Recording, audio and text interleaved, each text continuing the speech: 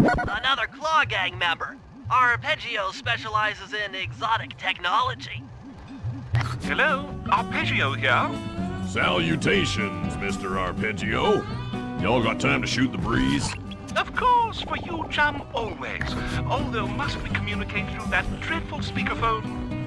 Yeah, I can think better while my legs move. Pumps blood to your brain. Yes, of course. One must keep blood in one's brain. But do tell, is there some pressing matter you'd like to discuss? First off, are you still coming on schedule to get that Northern Lights battery? Yes, we're well underway. My blimp should arrive at the end of the week. Bullseye. For second, when you gonna give me a look-see at that clockwork brain of yours? I'd sure like to buy it off you. Be sown, you covetous troglodyte. You've already got the lion's share of the parts. Would you take my meager portion of the robotic bird for your own and strip me of all my earthly pleasures? Easy there, partner. You're all up in a lather. It's just that I found some real use for the clock. Sly, did you hear that? Bison's hidden the Iron Horse blueprints in his trophy bats. Head for the fish on top of the fireplace and steal those plans. Sounds like you're making capital use of your share of the robotic loot. But for now, the clockwork brain stays with me on the blimp. Although, when I arrive to pick up the Northern Lights battery, I might be persuaded to give you a peek. That'll do fine. By the way, you ready to giddy up into Perry for the final hoedown? Yes, the blimp's hypnotist wavelengths conform to the specs drawn up by the Contessa, and Dmitri, before his unfashionable capture, did a bang-up job of distributing spice through his nightclub. Sounds like all you're missing is some Northern Light electricity. You're correct, sir. Yours is the final piece to the puzzle, the missing link. Once the battery is aboard, nothing will stand in the Claw Gang's way. Paris will be ours. Yeah, okay. So, I guess I'll be seeing you at the end of the week. Right. Farewell, Bison. Stiff upper lip. Ta-ta. In Nunavut Bay, I overheard talk between Jean Bisson and his mysterious partner Arpeggio. Somehow, those two are behind it all, upon our unknowing host, Arpeggio. While attending a prestigious boarding school, the young Arpeggio excelled in all subjects, but he never managed to keep up with the other boys physically.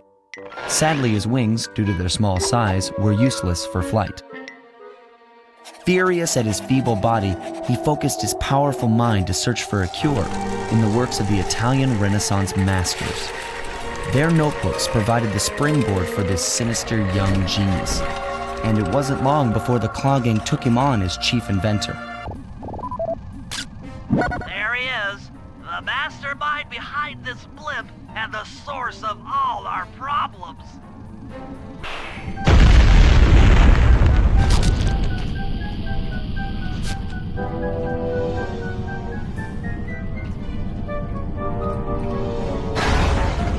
What's all this then? The magnets have been reversed. But, by Jove, it seems to have locked the clockwork parts into place. Excellent!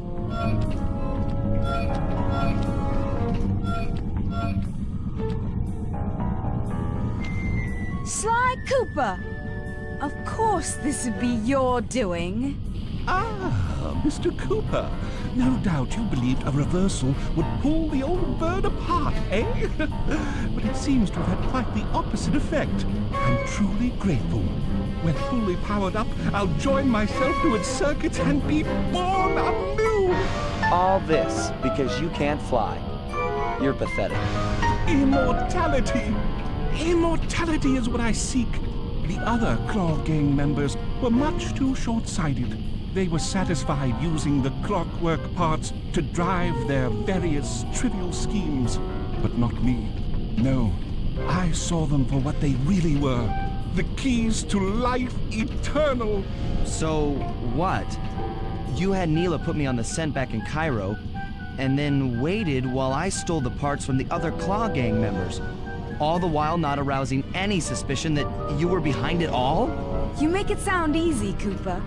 I had to carry your pathetic gang through that first set of heists.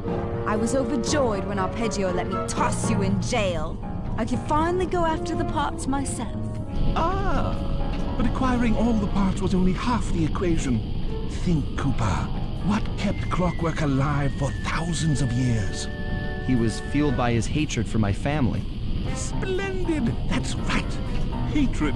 Putting his gears and wires together was child's play, compared with accumulating that much hatred. You can't make people hate. Oh, my poor naive boy. My meticulous mind has found a way. As your hippopotamus friend will attest, spice consumption makes you both angry and susceptible to hypnosis. The Contessa, hypnotist extraordinaire, devised a way to command people through the use of flashing lights. I've created this blimp to be a massive transmitter of those precise light frequencies. The only problem I faced was finding a suitable source of light waves. The Northern Lights. You've been collecting Northern Light energy so you could hypnotize everyone beneath the blimp. Ah, hypnotize those who'd eaten food covered in illegal spice. Thank goodness for Dmitri. Through his nightclub, he got the whole city to consume the spice. You're going to Paris to unleash a hypnotic light show of hate. That's outlandishly cruel. Cruel, perhaps, but necessary to give Clockwork his spark of immortality. Ah well, my new body awaits me. Be a dear, Neela, and keep him covered. Ta-ta! Stupid Arpeggio. I double-crossed the Cooper gang, Interpol, and Carmelita. What made you think I wouldn't do the same to you?